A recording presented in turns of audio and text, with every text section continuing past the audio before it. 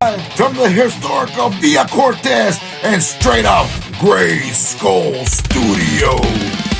Welcome to the podcast where the mics stay hot and the stories stay real. Broadcasting from the RGV and across the globe. We're sitting down with wrestler creators and underground talent making noise their way. This is the Chew and Ooh Podcast. Let's get into it.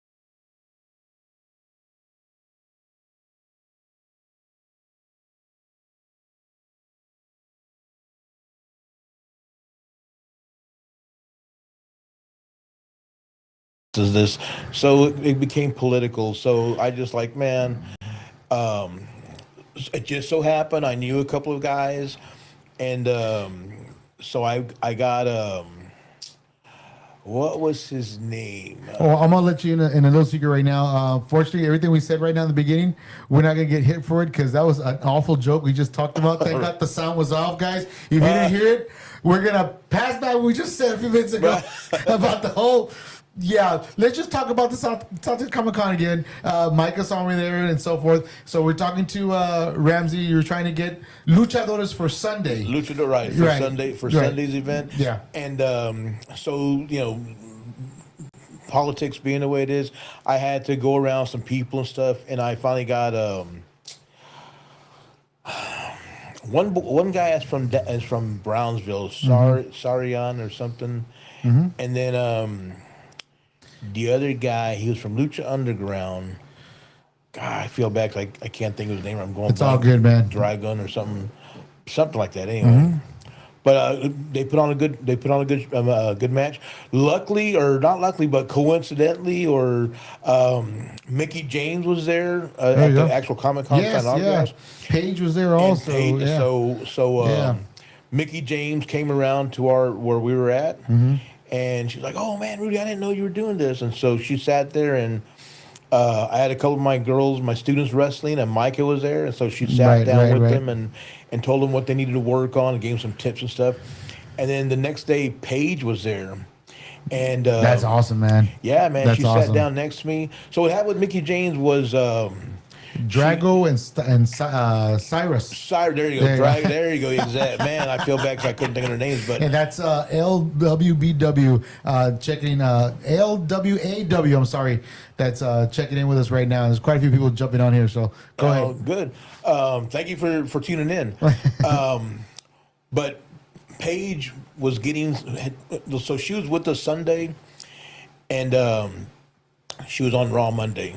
Right. She just got signed, and she's like, don't say nothing. I'm Right. like, who am I going to tell? Exactly. You know? Yeah. But she sat down next to me, and she smelled good. I mean, she was. I mean, I've never met her before. Someone's getting a body slam when they get home right now, buddy. She was a very nice person, man. I mean, I've never met her nothing, but we talked for a little while. Very cool, man. Very, very, very cool chick. I enjoyed the few minutes that we talked. Yeah. Well, she got up and she's okay, Rudy. It was nice talking to you. I got to get to the back, and I was like, please don't go. You know? I was actually out there at Comic-Con. I was able to meet quite a few people. Got to meet my hero, which is Lou Ferrigno, since I was a kid, man. And didn't get a chance to go meet Paige or Mickie James. The line was super long, bro. And I don't know. I think I would have been a little bit too starstruck to see those ladies up close and personal to talk to them and stuff. But they seemed like they were pretty cool. I think Mickie James says she did tell me her line was long and she was taking a break. Right. And so she came. I think one of my girls went to go talk to her, and hey, I'm with Rudy Gonzalez, blah blah blah, whatever, training and stuff. Right. And so Mickie, said, "Well, where are you guys at?" And she told her. So she came to where we're at. I've known Mickie James since Ring of Honor days, since there you go, early 2000s, and very cool chick also. So it was good seeing her.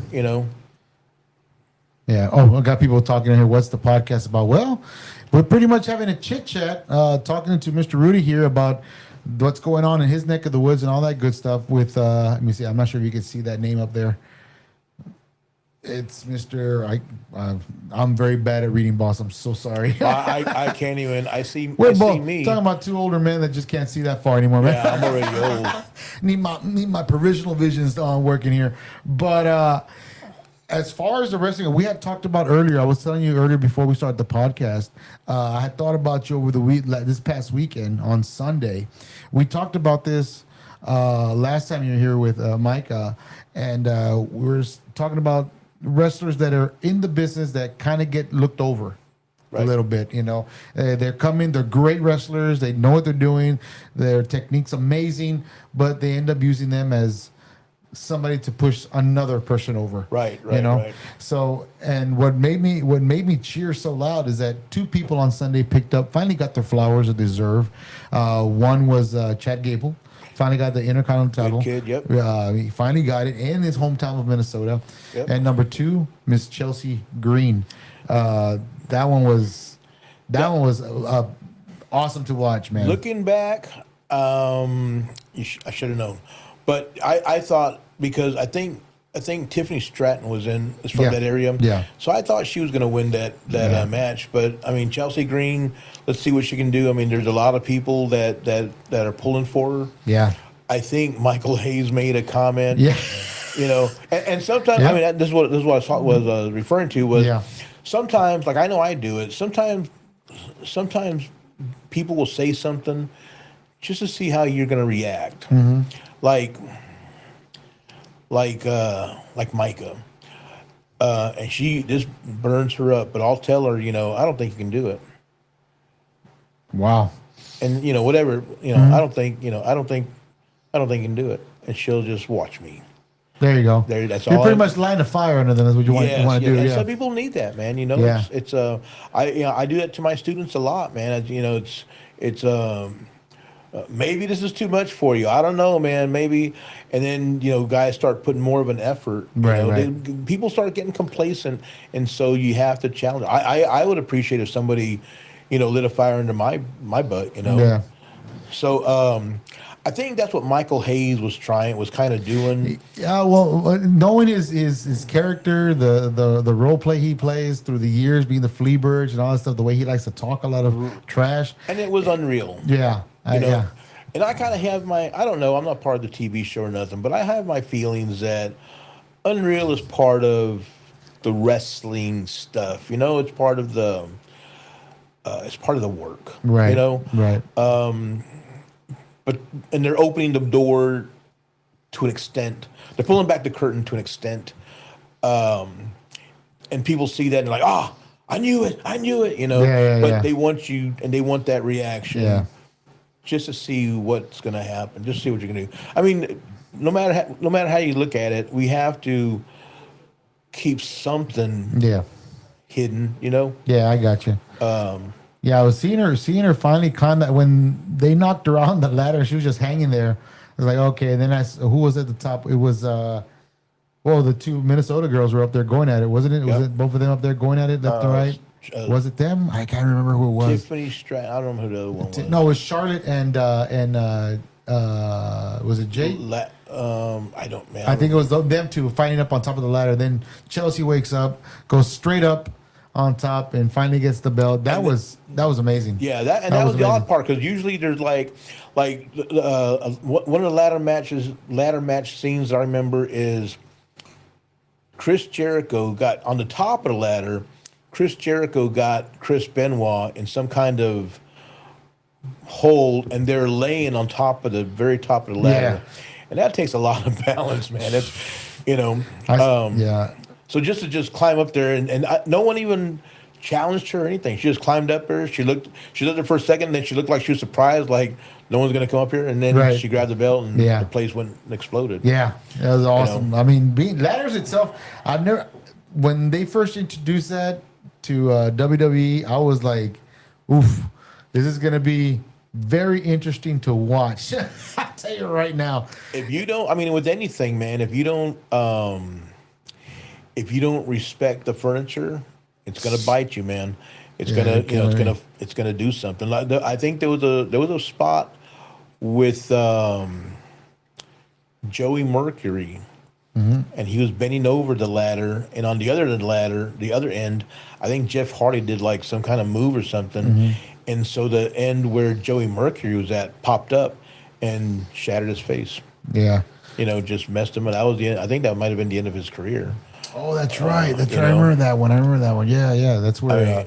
That's when Morrison went on his own after that. Yes. He was singles. Yeah, exactly. Singles, yeah. I think they were with the Hardy Boys. I think Jeff Hardy. Those were matches to watch, man. The Hardys, and it was the Hardys, Edge and Christian, the Dudleys.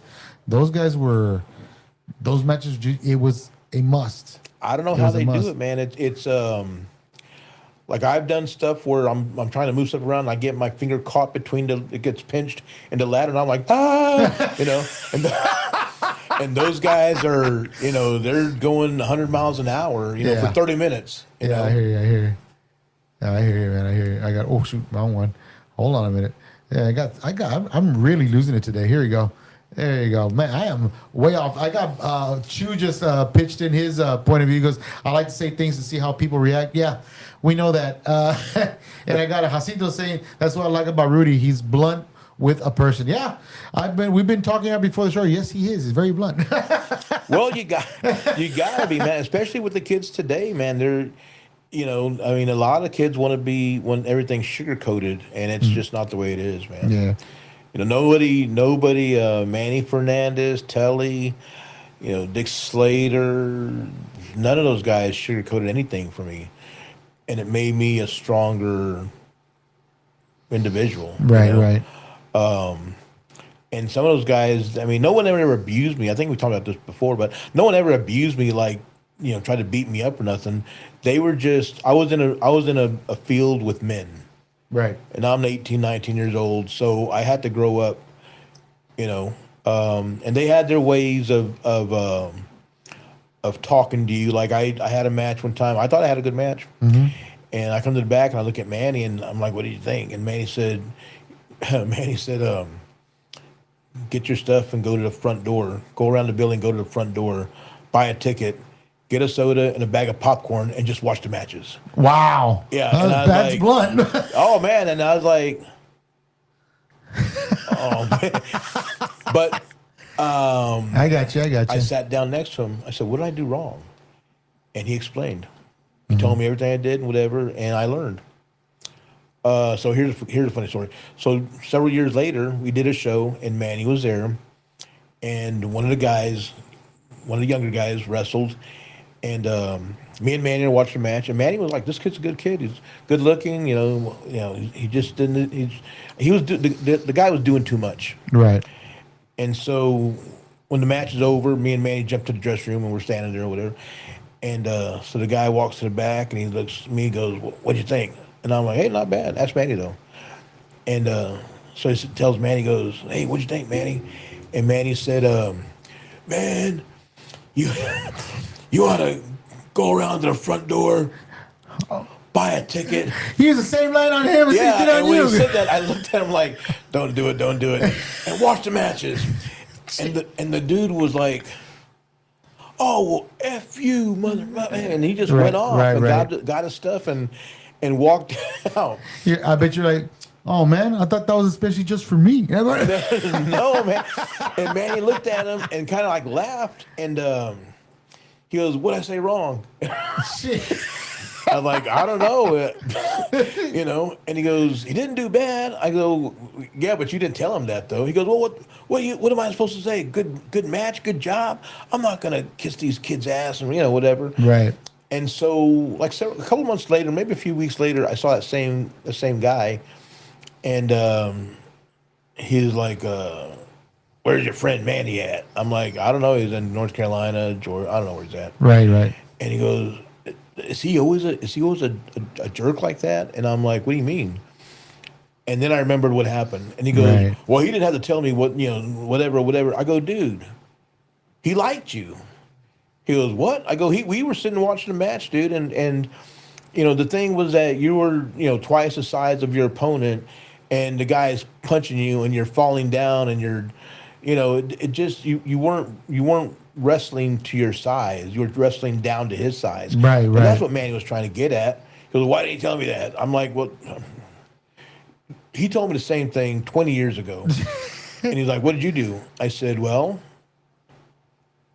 I sat down next to him and I said, what did I do wrong?" Right. That's what you should have done. Yeah, instead of powering out and all pissed off. Yeah, exactly. Yeah, And, well, I mean, it wasn't bad because he left early, so I didn't have to pay him. So I mean, so and he never asked for it. So Right. I know if he sees this, he's gonna say, "Hey, man, he does owe me some money." Wait a minute, he does owe me money. What Wait the a hell? minute. So now the TWA, right? It's the Texas.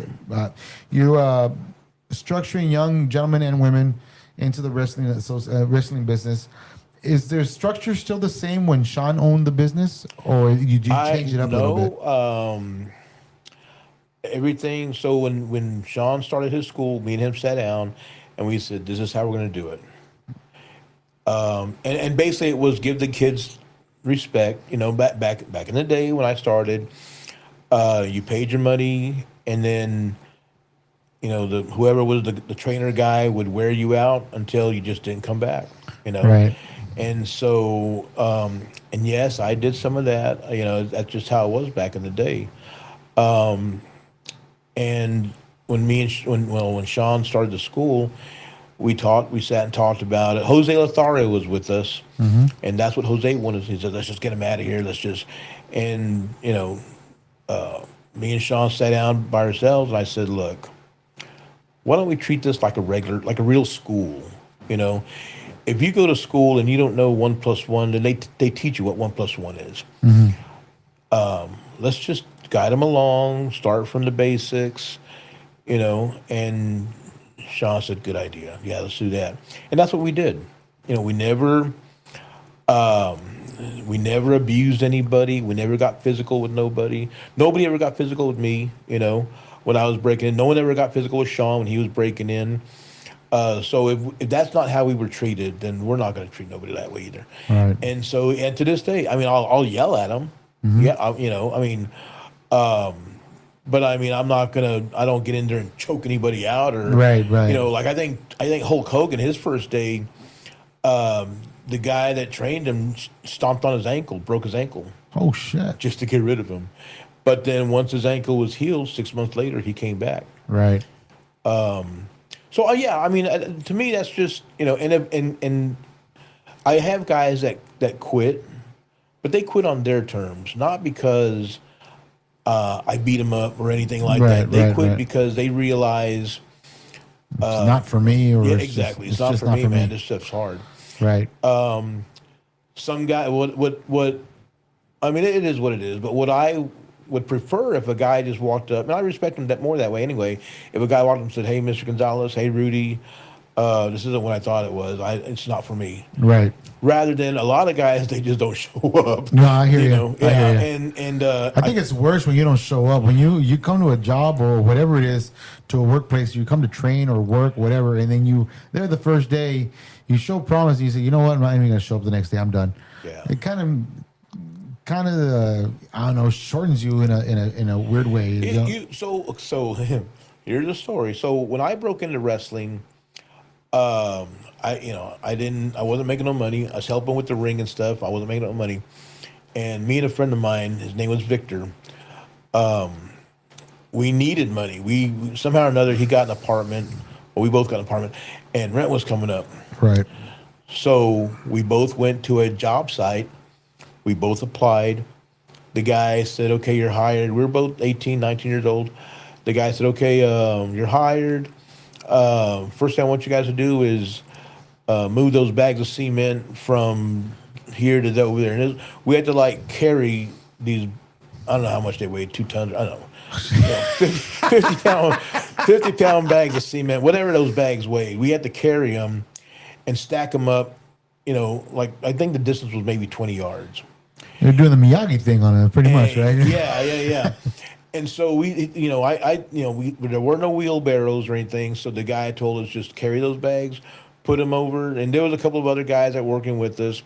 And shoot, they were pros, man, because they were putting 2 bags of cement over their shoulders Jesus. and carrying them. Yeah, and I was like struggling with one. So me and this guy Victor, we worked for like 30 minutes. And I said, "Hey, man, I'll be right back." He goes, "Where are you going?" I said, "I'm gonna go get something to drink." He goes, "Where are you going?" To the whatever it was, the Bolero down the street. And he goes, "Well, I'm gonna go with you." I go, No, you stay here." He goes, "I'll bring you something to drink." He goes, No, I'm gonna go with you. I said, No, I'm not. I go, You were playing to escape, weren't you? I'm like, "I'm not coming back." He goes, "I don't want to come back either." So well, let's go. So we left. And but you know what? After into this, just talking about it is like, I should have stuck it out. I feel like not a loser, but come on, Rudy, you could have laughed at the day and then walked into the office and say, "Hey, man, this ain't for me," Right. But I, me and this guy Victor, we left and we didn't go back. So we worked for like 30 minutes, 45 minutes, and we never got paid. Jesus. But I get it when guys leave and they don't, it is what it is. Yeah. I wish, because I wish I could tell them, you're going to regret that. Because I'm not saying I do regret it, but I feel bad because I should have stuck, like I said, stuck out the day Right. and then go in afterwards and say, "Man, I suck," and Right, I got I'm you. a pussy, Right, yeah, I got you. You go one person that we talked about, Paul, last podcast when you were here. Great. You say he's a great guy, real down to earth guy. Somebody I would love to meet or interview. But I know we were talking about he was supposed to come down to the RGV. Unfortunately, he wasn't able to make it. Something happened, then got pushed because they wanted certain wrestlers at a certain time. They were looking for. Yeah. Oh, you talking about my show? Yeah. Yeah. So Yeah. he had asked. He didn't ask. I asked him to come and help me out and whatever. He had just left MLW, and like all guys, when they get released, they go through that phase of I'm no good, Yeah. and he was down in the dumps a little bit, and I'm like, "Hey, Paul, come on down, man." I love Paul London to death, man. He's a good kid. He's always been good to me and always treated me with respect and whatever, and all my students have. So I try and give it back to them any way I can. So I said, "Hey, man, come on down. You can help me run the dressing room and wrestle if you want, mentor the guys and stuff, Right. And so we had it. He goes, okay, well, when do I come? I said, well, we have a show in Westlaco on this date. It was like in May, I think. Yeah, I think it was in May, a little bit after a Comic-Con. Yeah. And so the fans, Yeah, the fans, I got you. wanted midgets. Yeah, mini wrestlers. Got you. Mini Yeah, wrestlers, right, minis. So I got a couple of guys that could work, but they weren't available until August 9th, Which Sunday. is this Sunday coming up. So I told Paul I got to cancel this show because, we got to switch some stuff around. And so, he wasn't able to come down. He's booked somewhere else August 9th, so he missed a date. But I mean, I can if I have to fly him down, I'll bring him down and you can talk to him, whatever. And I love Paul to death, man. He's a good dude. He's a good kid. He seems like a pretty down to earth guy. I mean, and we talked about that earlier before the pod even started. The whole Vince thing where he's walking out and he's he's the only one smiling in the group. And he gets his camera time because Vince actually stops right in front of him and stares at him while he's smiling. I'm like, wow, he got his 5 seconds of fame right there, literally, wasn't exactly how he wanted it. But right, yeah, exactly. Because a couple of days later, that's when he got released. Right. And it turned out, I think like we talked about, it turned out like that's when Chris Benoit did his thing a week later or something. Yeah. But no, man, I mean, honestly, I think at that point, a lot of guys, it's every wrestler's dream. Maybe not so much today, but at one point it was every wrestler's dream to work for WWE. Right. And Paul, he was doing the independents, and we're driving to Ring of Honor and stuff like that, and Paul was always, I can't wait I want to work for WWE. I want to work for Vince. I want to do this. I want to do that.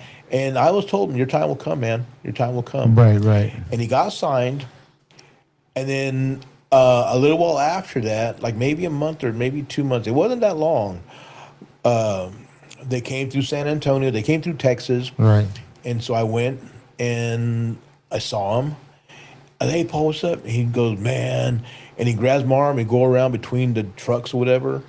And he's like, I hate it here. I'm like, why? Right. Oh, man, these guys, man, da, da, da. He started like going off and stuff. Right. I'm like, dude, how much are you making? And he said, what's that got to do with it? I said, well, you can quit right now and come work for me. I'll pay you $25. Or shut up and just work, man. Right. You're making $100,000 a year, or whatever. I think he was making like $150. Right. You're making all this money, man. Just go with the program. Right. Save your money, I guess. And I mean, if it was me, I would take my own advice. I would work, shut up, do what they ask me to do. Right. And collect my check. Do my job the best of my ability. Right. But Paul's a different dude, man. He just wasn't happy, and so I think at that point, he didn't care. He just, it was whatever. And when he got released, he did call me and say, "Hey, man, I got released from," but he didn't sound too depressed. He was kind of like relieved already. Exactly. Right. And I talked to like Brian Kendrick and Brian Danielson and stuff when they got released, and they were like, they were devastated.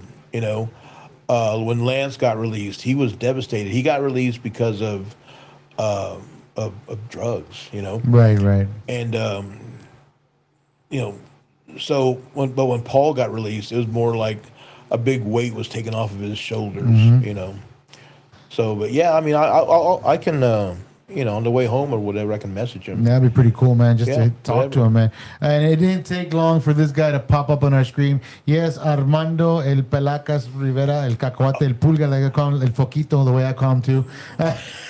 Yeah. So last time we were here, last time I was with Micah, we came to promote one of the shows or something. Yeah. and it was just I thought it was gonna be me, you, and Micah. Yeah. And then he walks in the middle of the damn. And I was like, thank God I was off camera, but I was like.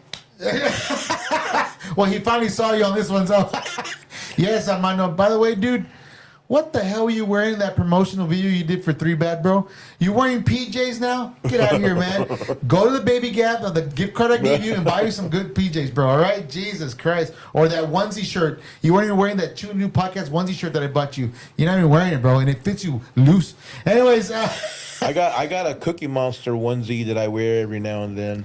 guys, if you're watching, we're donating for Armando little onesies for him.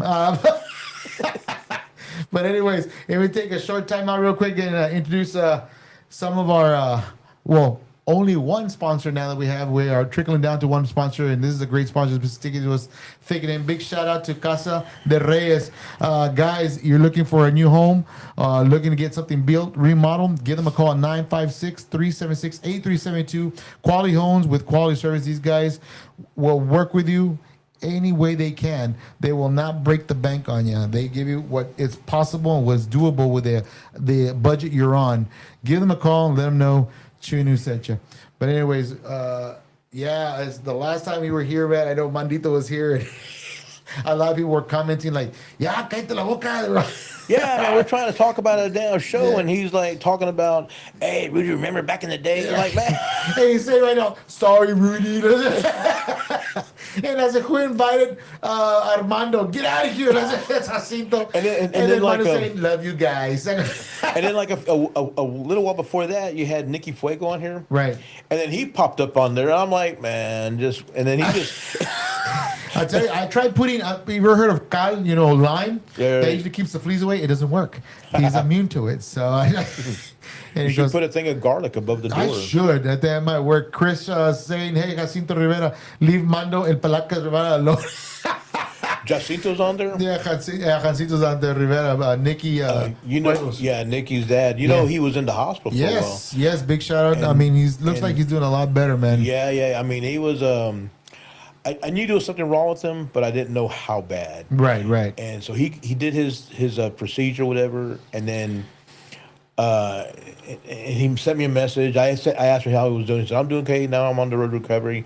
And then like 3 days later, he was back in the hospital. Yeah, and I'm like, yeah, there were checkups. I know he was saying he was getting checkups for some of the stuff that was going on. But and so he said he was going to try to make it out this Sunday. He's going to try his best to make it out. If he doesn't make it, that's fine, man. Yeah. It's good man, good family. I'm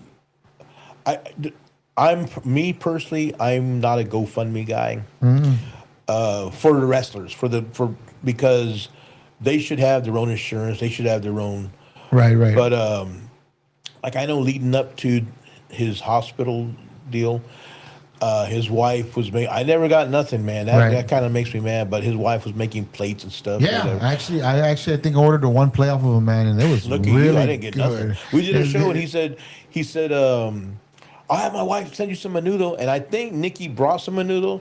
She just left it in the car and didn't give it to us. So, and then after the show, it's been in the car all day. It was good, by the way. After the show, she gives me this bag, and she's like, here's my dad said to give this to you. And I looked at Mike and like, thanks, Nikki. It's heated up card menudo. That's what it is right there. So, but I'm glad he's out, and I know he was worried. I know, he was posting updates and stuff. I know Nikki was worried and stuff. Yeah. I'm glad he's out though. I'm glad he's getting better. Yeah. We started a GoFundMe. I'm not totally, but I mean, but I told Nikki, because I know they were, hospital stays are expensive. Hell yeah. Nowadays, yeah, it is. And I know they're not a family of, they don't have a whole lot of money. So I did I put some money in, and I'm going to try after our show Sunday to add in some more money to their GoFundMe. But good people, I'm glad he's out. Yeah, he's saying right here, I'll be there at the Elks Sunday. And then I got Chris saying Jacinto's going to ref one of the matches. A la madre. That should be. Chris is going to ref a match? I know. Say Jacinto's going to referee one of the matches. Oh, shoot. That'll be. I'll pay good money to see that. But going back to Mr. Paul, man, yeah, great guy, man. I mean, seeing seeing him wrestle back in the day as a tag team was amazing. I think they held the belt for a little while. I'm not mistaken, right? I think the first belt he got was the cruiserweight belt, Cruiserweight. There you go. and Singles. Yeah. then him and Brian Kendrick got the tag belts. Right. And for a while there, Brian Kendrick and Paul were like the top tag team of all time. Dude, they were exciting to watch, man. Yeah. They were literally one of the ones I like to watch because to me, the way Paul wrestles is kind of what they're doing. He was ahead of his time. He's a high flyer. Oh, yeah. That's what I was saying. He's a high flyer. You know, before the whole AJ Styles was around, before you had the Hardys jumping off of crazy stuff, flying through the air left and right. This guy was Years ago, when I was doing Sean's school, Paul and another kid came in for a tryout, and neither one was bad. Paul was just a little bit better than the other guy, and so they did their little tryout thing, and I told them both, hey, good job, guys, worked hard. These are the days that we train. Right. They're from Austin, and then Sean told, same thing, good job, whatever. And he told Paul, you're really good. He goes, get with Rudy and he'll tell you what time. He didn't tell the other guy, even though he was standing right there. Right. But he told Paul, get with Rudy, he'll tell you the times and stuff, what time to be here. And so they left, and I told Sean, what do I tell him about fees and stuff? right. And Sean said, well, you got to pay like everybody else. So I told Sean and the other guy, I told Paul and the other guy, and Paul was going to Southwest Texas State University. No, shoot. Okay. Yeah, and so he didn't have money. So I'm like, well, when you get, when you get something pulled together, let me know, and Right. the door's open. The other guy, he just disappeared. And then when I took over, when I took the school over from Sean, the first person I called was Paul. Hey, man, this is Rudy Gonzalez from the Shawn Michaels Wrestling Academy. Now it's the Texas Wrestling Academy, but I'd like to invite you to come train with us. And Paul was like, I don't have any money. I'm not asking about money. Come train. So Paul was with a group out of Austin. I don't remember what they're called, but they're just crazy kids, man. They did backyard wrestling. Oh gosh. Yeah, Those are fun to watch. Oh yeah, but again, Paul stood out. Right. He did things a little bit better, a little bit more crisper. Right. He had more poise, just different things. The other kids were just like, Right. And so I just, he'd come in and I'm like, don't do this so much. Try doing this a little bit differently. Don't worry. Don't rely too much on the dives because you're going to mess yourself up. Right. More technical stuff. And so Ring of Honor came around. And so I took Paul with us to Ring of Honor. And so there's a guy out of San Antonio named Chris Marvel that I was training also. And so Paul and Chris did a match at Ring of Honor. And like 2 minutes, not even 2 minutes, maybe a minute into the match, Paul gives Chris a drop kick. Chris goes out of the ring. And then Paul does a pescado on top of him. Oh, shoot. And Chris snaps his ankle. So his leg is pointing this way, his foot's pointing this way. Oh, gosh. It was nasty. Nice It was, 90-degree. Oh, man. I gotcha. And if you listen to the video, they may have, I think they tried blurting it out, but you can hear me go, oh, Right. because it was nasty.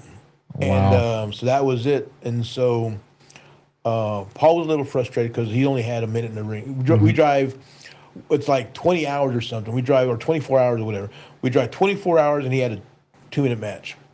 Jeez. And so, but Gabe Sapolsky, who was the booker for Ring of Honor stuff, he told Paul, he goes, hey, don't worry about it, man. We got you. We got you. And that became Paul's biggest backer because Gabe set up Paul for some tryout matches at WWE. Finally, Paul had a match with Perry Saturn. Oh, okay. All right. And Perry, as the story goes, Perry went to the back, just singing Paul's praises. Man, this guy is great. You guys need to sign him. This guy has everything. This guy this guy that. And then Paul got signed. And so I don't remember how long it was before he got signed and he got the cruiserweight belt. But I'm not gonna lie, man. When he won, I mean, no one and that goes for a lot of kids here in Texas. They travel around, Houston, Dallas, Austin, San Antonio, Corpus, Beaumont, Houston, Dallas, San Antonio, I see a lot of guys run those roads, and there's nothing there, you know. Yeah. And so here Paul went through the same deal, and he gets the cruiserweight belt, and my allergies were acting up. Right. My Yeah. allergies, knowing how well. And that's the same thing with when Brian Danielson won his belt, when Brian Kendrick won the tag team titles. I mean, I know those kids worked their butts off, and to get that reward at the end. So I mean, I was there, and so I was still doing shows in San Antonio. Right. So I recorded that match, and during our intermission, the place where we were doing our show at, they had a big screen. So I put the tape in. I brought Paul out. He'd come to our shows. I brought Paul out to the ring. We sat down in the middle of the ring. I told the DJ guy, play that tape. And we just sat there, and Paul was like, why are you doing this? I said, man, I love you. I'm proud of you. I'm very proud of you. And so, the fans, I don't think they could see it. But me and Paul are sitting there, and I look at Paul, and he has tears coming down his face also. Allergies again? Just acting up? Yeah, I got you. Allergies are acting up. I mean, that's one of those moments, man. I love Paul to death, and I can't say enough good things about him, Same thing with all the boys, with all the guys that I've trained. They all, and girls and Micah, they do good shit. They work hard. I know I've said this at my gym. I know I'm hard to deal with sometimes, but I just want the best out of them. I got you. And I know the struggles that they go to. I see it on the daily. Make it worth something, when you get that, even that first payday, that first payoff, it means so much more, when you work for it like that, Right. Now, when you're in your school, I know you get, like, say for instance, Daniel Bryan, when he was released from WWE, when these wrestlers are released from a company, any kind of big company like that, with WWE, AEW, Ring of Honor, these fairly well-known promotions that are out there that have been televised. When they come to your gym, do your students get a little giddy, knowing that they're, oh my God, we're gonna be in the same room with this person, or is there any special treatment for them when they come in? I tell my students, they're just like you. I had the last time Brian Kendrick came to my gym. I didn't tell nobody. I didn't even know. He just called me one day, and he says, "Hey, what time is training?" And I'm like, "Starts at 7." It was like 5:30. He goes, "Mind if I come in and sit in and watch?" I'm like, "I don't care. Where you at?" He says, "I'm in San Antonio." Well, he was supposed to be in San Antonio for SmackDown Tuesday. Okay. But he came Monday. Okay. We had to talk. So I show up to the gym. He's already there. As a matter of fact, he was following me on a scooter. Wow. Okay. We'll go there. We'll go there. I pull into the parking lot. And I get out of my truck, and he's like, and I'm like, what are you doing? He's like, Yes. He's like, you said he was going to be here at 6, so I'm here. I'm like, all right. So Brian Kendrick goes to the corner of the gym and sits in the bleachers and just sits there. And all the guys, is that Brian Kendrick? Is that Spanky? Is that what? Who that guy? That guy? I don't know. Hey man, who are you? And Brian's like, what? Right. But yeah, the guys, when they see these guys show up, they're like, that type of stuff. Yeah. And that's cool, but I tell them they're just like you, they're just, they went through the same BS you guys have gone through. You don't have to treat them but I'm glad they do. That shows their respect for them. Right. But yeah, they get kind of, Yeah. I did. I think it would be that to anybody, that any kind of sport figure. If it was a basketball, someone playing the NBA and they were coming to a high school, to check it out, or even to a college, Right. NFL players, same thing, same foremost. I mean, it would be kind of like, oh man, we got to be in our top notch to Right. show this guy what we can do, right? So one time, Sean calls me up and he says, "Can we use your ring?" And I'm like, "Sure." What time you coming by? He goes, "Can I meet you at the gym at 3:00?" And I was doing errands. Right. And so I'm like, I can have somebody there. So I called one of my students up. I'm like, "Hey, can you be at the gym at 3:00?" And he was like, "Sure, coach, no problem." Oh shoot. So I didn't tell him anything. So Sean was doing a TV show called Milligan's at Big Adventure or something. He was like an outdoor hunting show. Yeah. And so he did. There was an episode where he bet his co-host, whoever got the biggest elk or whatever, if the co-host shot the biggest elk, Sean had to do something. If Sean got the biggest elk or whatever, this guy had to do something. So the bet was that Sean was going to super kick him. Oh shoot! Sweet chin music. Here we go. So Jesus. So at 3:00, this kid calls me. He goes, "Coach." I'm like, "Yeah." He goes, "Shawn Michaels." He's whispering, "Shawn Michaels is here." I go, "Who?" "Shawn Michaels." The hell does he want? Yeah, I was like, "What's he doing there?" He goes, "I don't know. What do I do?"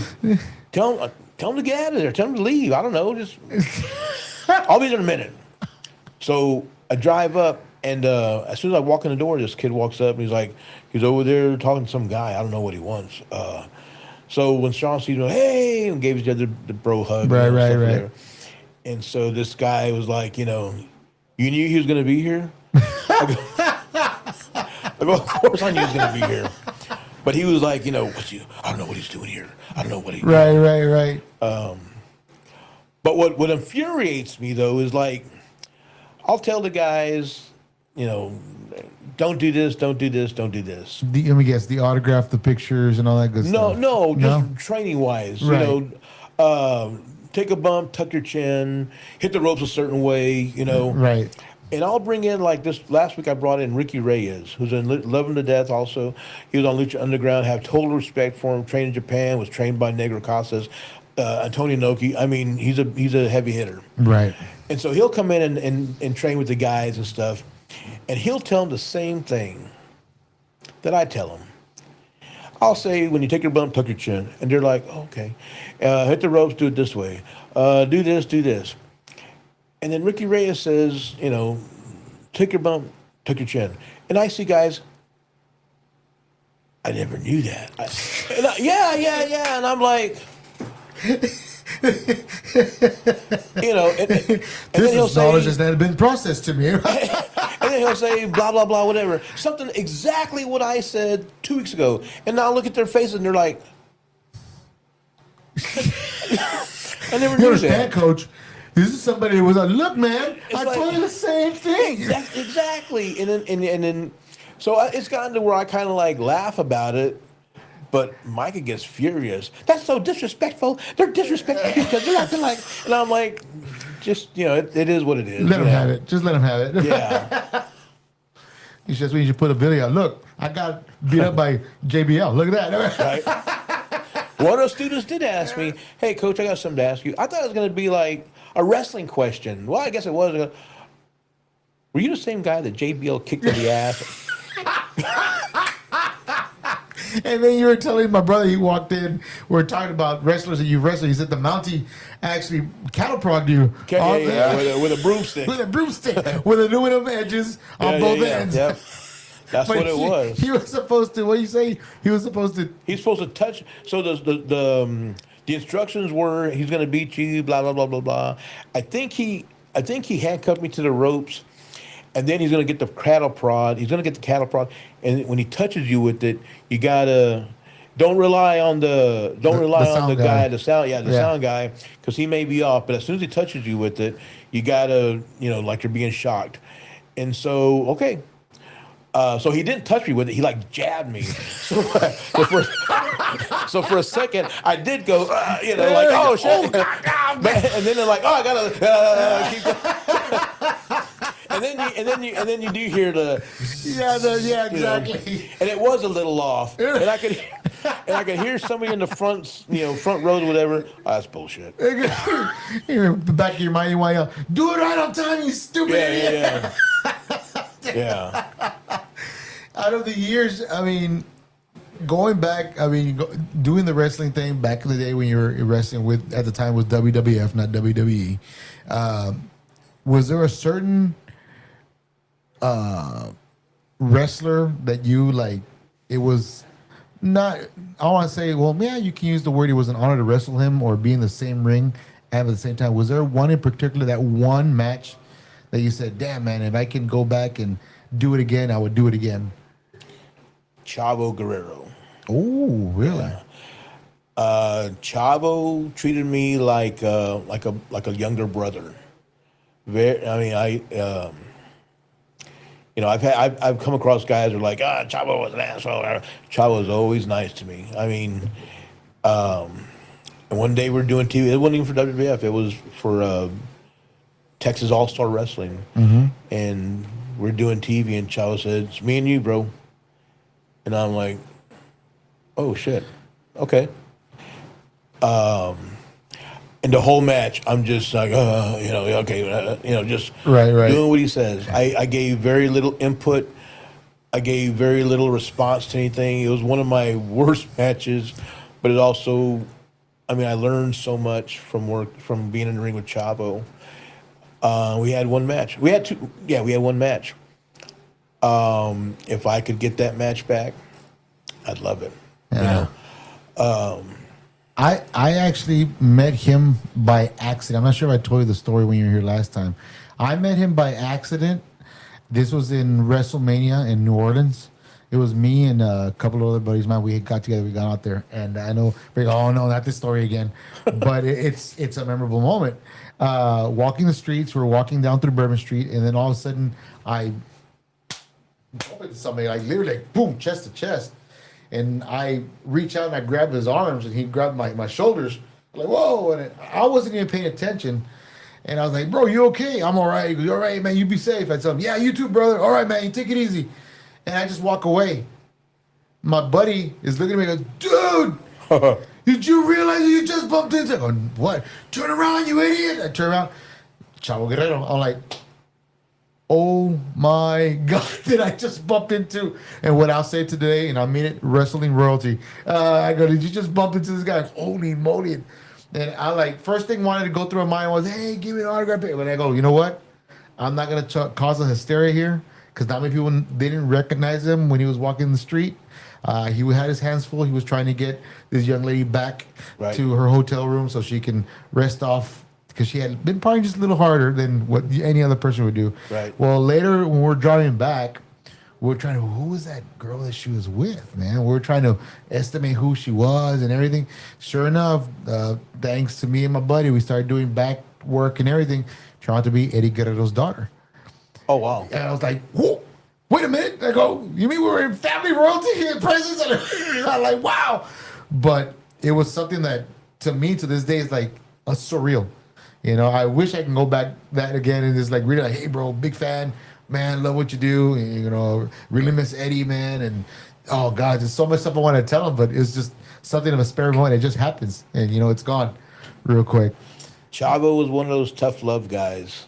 You know, same with Manny. You know, Chavo was. I think it upset Manny that I started gravitating towards Chavo. You know, but he just, you know, he was just like an older brother. He kind of gives that vibe. He does. Yeah, He really gives that vibe. There's a lot of kids in San Antonio that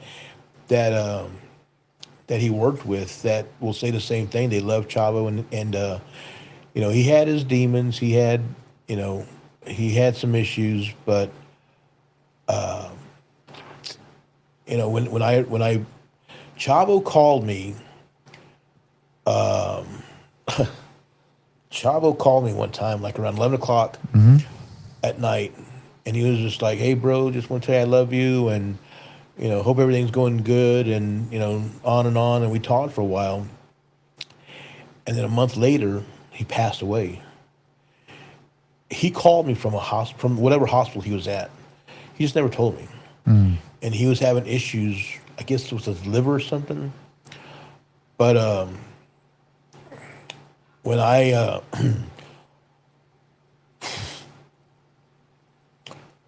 when I heard Chavo pass away, man, I went to the restroom and I cried. Wow. And we're talking about senior here, right? Yes. Okay, senior. Chavo Classic. Yeah. Yeah. Classic, we classic. went. I did a show in. I'm talking about junior. I'm talking about junior, man. I'm talking about junior. We're way off key here. No, man, this is. I'm talking about classic on Chavo. One time we did a show in.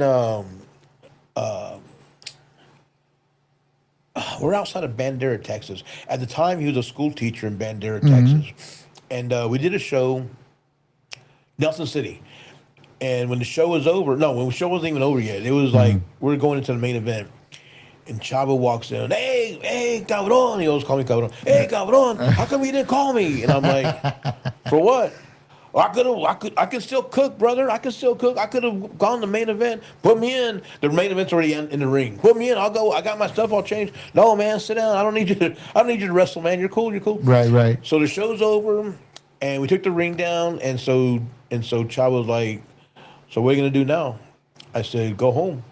Me and Mike had just got together. Our daughter was like, Ivy was like about maybe a year or so. We're still carrying her and stuff. And I introduced him to Micah. Right. And he was like, I'm like, shut up, dude. Wait a minute. Yeah. Wait a minute. He was like, what? So he was with a woman, and so we went to a table and we were drinking. We're talking stuff, and so Chavo kept looking at. Ivy was asleep. My daughter was asleep, but Mike is holding her, and so Chavo kept looking at the baby, looking at me, looking at her, and then he just tells Micah, he goes, "Are you sure he's the father?" And I'm like, because he's an ugly son of a. And I'm like, dude, what are you doing, man? Are you sure? And he was like, wow. And Mike is just like, older brother, yeah. And she's just like, I'm like, what the? Come on, man. He told me that day. He said, man, you should have been a Guerrero. Wow. And like I said, Chavo was like an older brother. If Chavo said jump, I would have said how high. Right. I love the man to death. He's something happened where he went to the restroom, and the lady he was with started talking to another man. I don't know what's going on. None of my business. But when Chavo was coming back, the guy left. And so Chavo and the lady were talking. It looked like they were getting into an argument. Me and Mike were kind of like, Uh-oh. Yeah. Yeah. You knew something was wrong. You just didn't know. But you knew something wasn't right because the guy was there and whatever. Right. And so then the guy comes walking back. He's going to walk by the table. But then Chavo stands up. And then Chavo's like, da-da-da-da, whatever to him. And he's like, blah, blah, blah, whatever. And they start talking. They start arguing. And Chavo's standing like right here. And he taps me on the shoulder. He goes, let's kick his ass or whatever. And I'm like, what? No, man. Sit down, Chavo. Leave him alone. Just come on, man. Let's enjoy ourselves. Let's. And he looks at me and he goes, yeah, you're right. And he tells the guy something, and the guy says something back, and he walks off. And then Charles sits down and he goes, you know what? If Manny was here, we'd be kicking his ass together. And I'm like, I'm not Manny, man. I'm not Manny. There were times when him and Manny would get into fights at bars and stuff, Wow. And that was back in the day. I just told him, I'm not Manny, dude. I'm not Manny Fernandez. I don't get into fights. I don't, plus I'm with, Yeah, I'm not going to get in a fight. Yeah. So he's like, you're right, man. He goes, you turn into a good dude. There you go. Cabron. Yeah, there you go. Yeah. Yeah, I got Jacinto saying, I was going to point it out. You are all talking about two different chavos, right? Family, different men. I didn't realize, man. I don't really know Junior that well. Right. I really don't. I mean, we bumped into each other. But I don't know him that well. Right. And he's told me, he goes, "You're my dad's friend." He said, "I don't really know, and it wasn't in an ugly way. It was just, Right. But he's like, "You're my dad's friend," Yeah. and whatever. And I'm like, that's cool. Dale tiempo para call you tío later on, man. But Eddie was always cool to me. I ran into Eddie. We had a match with each other. We ran into each other at Ring of Honor, a couple other places. Eddie was always cool to me, man. Hector was always good to me. Mondo, not so much. I didn't really see Mondo too much anyway. But Hector Hector, Chavo, and Eddie were always, good people. I think when my wife and I would watch wrestling when she used to watch wrestling when she was younger, and then when her and I got married, it was every Monday was Monday Night Raw. That's all we would watch, Monday Night Raw, and we would always look forward to Eddie coming out. We always look forward to Eddie Guerrero with the whole China bit and the whole, Viva la Raza and all that good stuff. It was fun to watch. When he passed, it's like my wife and we didn't know him personally. We didn't know who he was or how he lived or whatever. But as a fan, we took it to heart, man. Sure. It was hard. It was really hard for us it was a hard pill to swallow. Sure. And for her, like, she doesn't, like I said, at the time, she didn't really follow much wrestling. I think she was really into wrestling because I was into it. Right. But she did watch it when she was younger with her grandparents. And seeing that, how emotional she got, I got emotional. Okay, I can break down. Right. Because I was pretty sad about it too, man, when that all happened. I mean, losing Eddie was, wow. It was just something. A moment in my time. There had been wrestlers when I was younger have already passed away. Okay, it happens. They go. But when it happened to Eddie, I was like, dude, that one hit home. I'm Right. like, wow, I don't know why, but it just hit home big time. And the same thing with the Ultimate Warrior. When he finally made his amends and he came back after WrestleMania, he was on Raw, and then poof, right there. Ain't that weird how it happens, man? I know, man. It was crazy. I'm a firm believer, and I guess that's why I'm still messing around with this wrestling stuff. I'm a firm believer, man. When you do your thing and you've got nothing else, you retire from whatever you're doing, or and you've got nothing else, then the body kind of like just gives in, Yeah. And I think once Warrior made his his amends and what have you, that was it. Yeah. He had nothing else. That was just it was nuts. I mean, the stories that most of the wrestling athletes that are in that genre when he was there, they had so many stories about him, how the dark time and the good time, and the parts where they just couldn't stand him, and then the disagreements they had, and I met him a few times when he was at World Class Wrestling as the Dingo Warrior. Okay. Years ago. And or maybe it was Global. It was one of those, but he was a Dingo Warrior, and cool dude. I mean, I'm just so far on the bottom of the totem pole, man. There's no reason for anybody to have any kind of. A lot of issues guys have with each other is just out of jealousy, out of, And I'm so far on the bottom. I don't, I'm not a threat to Warrior. I'm not a threat to nobody. I'm just a. You're a threat to JBL. I was taking those jobs, man. And he was nice to me and stuff. And when I saw some of the stuff that was being said about him, and that's the way wrestling. I hate saying this, but that's just the way wrestling is, man.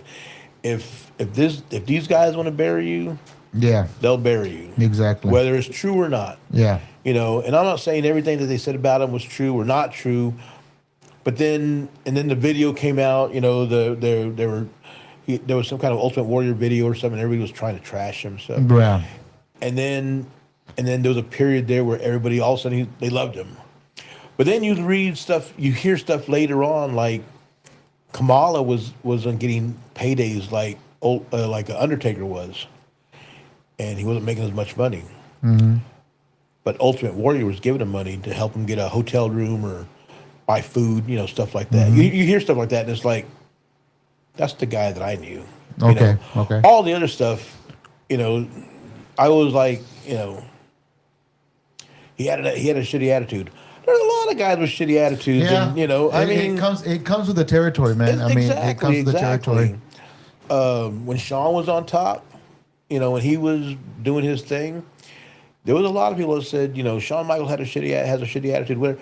But when he would be at the school, just like one coach to another coach, it's just now he's at the performance center, and I've gone there several times, and I mean, like night and day.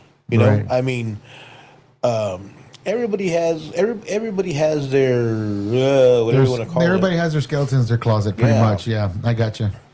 I got you. No, it's interesting, man. Because like I said before, I mean, there's so many stories that I would really want to go with you more because I know we're an hour and 5 minutes over already. But it's fun having people like yourself that have been in that business that not only interviewing you, but kind of moving the curtain a little bit. So with these young kids that are coming into the wrestling association, that want to start wrestling, they want to make it a career out of it. They know what to expect, what to look Right. forward to, and then going to your school and getting that touch of some of these wrestling athletes that come down and they train in your school, and they get to sit down and have a powwow with these people that have been in the business. Hey man, what do I need to improve? And when I get there, how thick does my skin need to be Right. when I'm up there? You know what I mean? Like, I always laugh when I hear guys say, back in the day when WCW was beating WWE, back in the day was when Southwest Wrestling was competing against world class wrestling. I don't know what back in the what do you mean back in the day? What are you talking back in the day, man? That's still young. But I mean, like me, I look around and there's me, there's Booker, there's Rodney Mack. God, there's really not a lot of guys like us anymore, And I'm the low guy on the totem pole. Booker's doing his thing, and he's been very successful. Rodney Mack has done his thing. He's been. I think they're now Hall of Fame trainers or what have you. But as far as the old days go, the '80s and stuff, there's not really a whole lot of us, especially here in Texas. There's really not a whole lot of us around. And when it comes to training and stuff, like Danny Chance is a good trainer. Mm-hmm. He's not Rudy Gonzalez, and I'm not saying that in a bad way. It's just that, I just go so far back. Right. 40 years, Right. and who else is there? Pete Payne, I guess, trains guys. There's Chris Marvel. Who else is out there? A lot of these guys, they're decent. They're okay guys. They just bring 10 years, 15 years of their experience, which is wrestling once, twice a week in a certain area. Right. They're, as opposed to, and then you got to watch what you say around them. As opposed to, I didn't get to wrestle. I didn't get to wrestle unless I knew how to wrestle. Right. And I was accepted. And then there were like 3 or 4 other guys trying to get my spot. And if I didn't show up, I didn't work, I didn't get paid, my rent had to be paid. And if I didn't get work for a while, I'd have to go somewhere else. Here, guys, everyone is in Texas, and there's not much travel really involved. The guys that do the traveling, those are the ones that are being successful, like Sammy Guevara and Ricky Saints, and so like even in I think I'm just going by what someone else told me. What I bring to the table is, if you want to make it, you got to get at it. You got to travel. You got to get around. And I know at one time, guys were, Texas is the greatest, state for wrestling. Texas, Right. Texas, and nobody would leave. And that's why we drove 24 hours, whatever, to Ring of Honor, because I knew guys had to. Paul London was like a a diamond in the rough. You know, Yeah. he was getting nowhere wrestling for, I don't know, PCW, whatever was going on at the time, George De Isla, you know, whatever, whoever was wrestling, whoever was running shows in the early 2000s, whatever. All I took him, Ring of Honor and Paul London's name, Yeah. you know. Same thing with Keith Lee. You know, he did San Antonio, Houston, Dallas, blah blah blah blah, and I put him in a match with Samoa Joe, and Samoa Joe was impressed. Good kid. How long has he been wrestling? A couple of years. Where does he wrestle? Dallas, Austin, Corpus. Texas Circuit. Yeah. Yeah. Then I brought in Brian Cage. He wrestled with Keith Lee. Same thing. Good kid. Where's he been? Dallas, Austin. Another Houston. Texas Circuit. Yeah. And so I think Brian Cage was the one that actually got Keith Lee booked for Beyond Wrestling or a promotion on the East Coast. And once Keith Lee got out there, man, his name exploded too. Got to get out there, man. That's the way it was back in the day, and that's the way it still is, really. Right. So I bring 40 years of 45 years of experience, of knowledge or whatever, ups and downs, starving, and as much as wrestling's changed, it's still the same. So I mean, I think I'll say it right here, I'm coming towards the end. I can't do this forever. And so I hope whoever carries a torch after me can keep the same mentality, or you got to get out there, Right. Right. and push them and forget about we're friends and stuff. Like Jacinto, great man. Good family. I love his daughter to death. She's a good girl. She works hard. Kind of. And I know he's listening, but I mean, she's a good kid and stuff. I just think there's more to her than what she's putting out. Okay, I got what you're saying. Yeah, yeah. Someone needs to, like we said earlier, put a fire under her ass, and Yeah.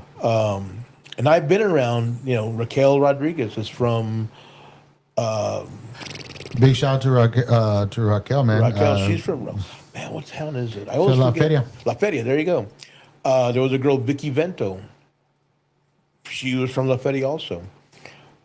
She ended up getting married or whatever, but I think in my heart, I think she could have, gone a little bit more. There's a guy from, I think he was from Hidalgo, Max Castellano. Okay.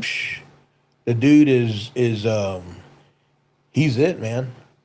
I think if he were to go to like a promotion like GCW or Beyond Wrestling or OVW or it would really benefit him. He works with Booker. That's fine, but I think if he got out a little bit more, he would be he would do a lot better. But yeah, that's let me get off my soapbox here. All right, that's enough debating there, buddy. But we're about to wrap up right now. I'm gonna give you a couple of minutes here to promote for this Sunday, if I'm not mistaken. Correct? Man, Go ahead. Go ahead. The whole purpose of me calling you, hey man, we're doing a show, August 9th. Can I come on to? Yeah, come on. We haven't even mentioned it. Hey man, it tends to branch off with good stories, man. That's the beautiful thing. When you got good stories behind every person that has been through that trip, it's Right, good to hear them once in a while. again, that's what the 45 years brings, man. Yeah, man, I hear you. So go ahead. Sunday, August 9th, the Westlaco Elks Lodge, I think it's 201 Border Street.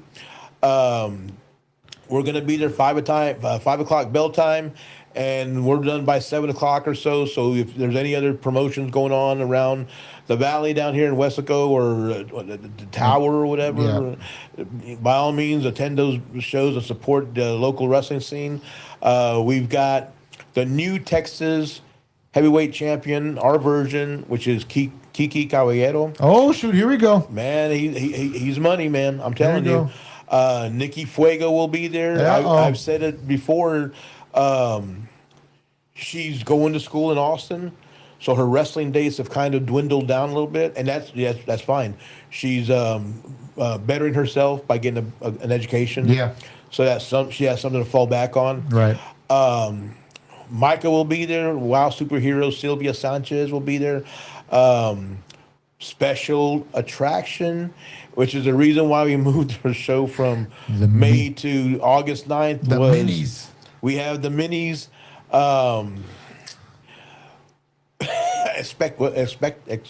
Espectrito Okay, I know what you're talking about. Yeah. against Máscara Sangraita. Oh shit, here we go. They've been in matches, and I've seen them in Houston, and they tear the place up. Apparently, Just a little bit. It'll be a short match. Well, I mean, Sorry, I'm sorry. Yeah. I had to take this. I'm sorry. My apologies. so I mean, apparently, according to the fans down here, they want to see the minis. So there you go. From what I understand from the Elks Lodge, is the VIP, the front row seats are sold out. Whew, there you go. They had close to 100 tickets, 150 tickets or so, and I just talked to Israel Maldonado. He's the mero over there at the Elks Lodge. He says they need more tickets. Oh shoot. So I mean, we had 285 the first time we were there. The place we put about 300 chairs in that place. So I'm looking at, there's some seats still open right now. So if you want to get your tickets, if you haven't got one yet, they'll be on sale at the door, starting at, we'll say 4:00. Okay. All right. Yeah. So general admission, pretty much. Yeah. Yes. Be there. Full bar. Everybody has a good time. They do a 50-50. There's one of the business owners here in Weslaco. He puts a bunch of money in on the pot. There you go. Yeah, so I mean, Weslaco is a good, for us. It's been a good wrestling town. There you go. We enjoy coming out here. There you go. Well, that's good, man. I'm glad you took the time, drove down from San Antonio. Drove down, pass out flyers. There you go, man. That's awesome. I'm the old school guy, man. I'll pass out flyers. I enjoy meeting people and shaking hands. And you want to hear a story? Oh, go ahead. Go ahead. So we did a show in Dulce, New Mexico. Mm-hmm. And that's Ricky Romero's territory. Okay. And a couple of people remind me, I used to see wrestling back in the day when Ricky Romero, blah, blah, blah. And I met him one time. Great man.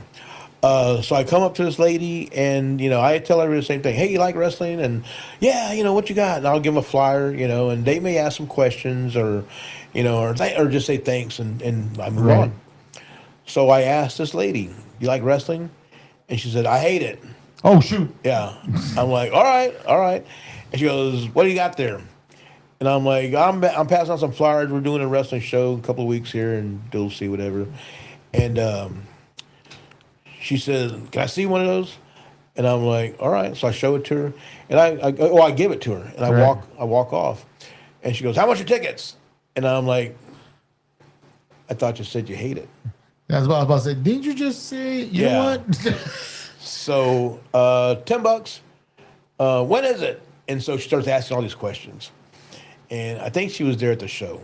Oh, there you go. Yeah, and that's what I like doing. I like, she fronted up big, but talking to the people. She ended up showing up. Yes. She brought some kids with her and stuff, and they had a good time. That's awesome, man. That's awesome when you have fans like that. They're that kind of tough in front of the promoters, but deep in their hearts, they're actually big wrestling fans. Sure, everyone's is a wrestling fan. They just don't know it. Yeah, exactly. I'll admit to it, man. Love going to wrestling matches. They're fun to watch, especially when there's a lot of entertainment and they're joking around. Especially they bring out the best out of the audience. That's the best part too. But all I can say, man, thank you so much for taking the time coming down again, once again here. This time it was just you and me. No cacahuate here, thank God. But I know he's probably watching. Cállate la boca ya. I can hear him already. But he needed to take it easy. I think he had a stroke or something, did he? Oh, while back he did have he something needed to take going it on. easy. So it's a good thing he didn't come. Yeah, Cacahuate needs some more peanut butter in there. But anyways, I hope the next time you come down, if the next time is soon, before the season's over, man, like I said, if you come down, I'd love to have both you and Paul be here at the same time. That'd be amazing to have both of you. I'll fix it up, man, for you. Man, that'd be awesome to have you both it. here. I know. I got my buddies next door. They're huge wrestling fans. When I told them you were coming down the first time, one of them was like, "Dude, I forgot he was coming down, dude." They go, "Who did you bring?" I go, "He brought Micah with him from Wow." Son of a bitch, are you serious? I forgot. He goes, "Yeah." And then I told him you were bound today. Homeboy got stung on his hand and the back of his neck by some wasps at work. And he's like, "This is the second time I'm gonna miss him, bro." It's okay, dude. Can I do one more shout out? Go for it. So Micah, who is with WOW Women of Wrestling, she's just been appointed as one of the trainers for WOW. Oh wow! And yes, and she'll be training the girls. She'll be training girls at my school, the Texas Wrestling Academy. But what I'm going to do is I'm going to give them like their own time. You know, we train 5 days a week, so I'm going to give them like 3 days where they can just train by themselves. If the girls want to train the other 2 days, that's fine too. But Micah is now appointed as a trainer of WOW Wrestling. That's so if any awesome. females out there want to be on WOW TV and be a pro wrestler and all that stuff, you know, contact Micah. She's on Facebook under Micah Madrid. And Rivera's asking right here. He goes, "The real question is Mark gonna be at the Elk Lounge?" Man, I'm gonna try my best, bro. I'm not gonna lie to you. I'm gonna try my best. If things persist where I'm at right now, I might not show up, but we'll keep that under the rug. If it's possible, what I'd like to do, Mark, is bring your chew and ew. Oh Jesus! You don't want that ugly looking thing there. I'm not talking about me. I'm talking about the other guy. Bring your podcast out there. Oh Talk my to the God. wrestlers. Do you really want an audience to run away? But no, Rudy, I appreciate you coming down, man, taking the time. And I hope next time we get you down, man, bigger, more stories and bigger events coming down to the RGV, man. I'm glad you're bringing all these wrestlers into our backyard here, and we have a chance to come see all that great action, man. God bless, man. Thank you so much. Ladies and gentlemen, that is our podcast for the night. Big shout out to everybody tuned in. Thank you for keeping the numbers nice and steady. If I didn't get to your comments, I'm sorry, man, but I will reply to them. Yeah, I've told them that too. Yeah, shut up, Josito. Yeah, I've told him that too, man. He should do a live podcast I've been asked so many times to do a live podcast somewhere, man. It's a little difficult, man. With the equipment that we have is usually home based here, and if I do go, it has to be pre-recorded, and we're all about the live scene. So, but other than that, man, once again, Rudy, thank you so much, man. Keep doing what you're doing with them. Keep developing new wrestlers so we can have more fun on either local scene or on TV whenever they come out. All I can say is thank you. Keep doing what you're doing, man. Guys, thank you once again for episode 303. That's a wrap. Tune in next week. Episode 304, we have a East Coast Tejano band coming on. I've already promoted it on our Facebook page. Check that out. Next week on Tuesday, taking it early. Reason why Thursday is my baby's birthday, man. I can't miss my baby's birthday on Thursday. I'm sorry. The wife needs me.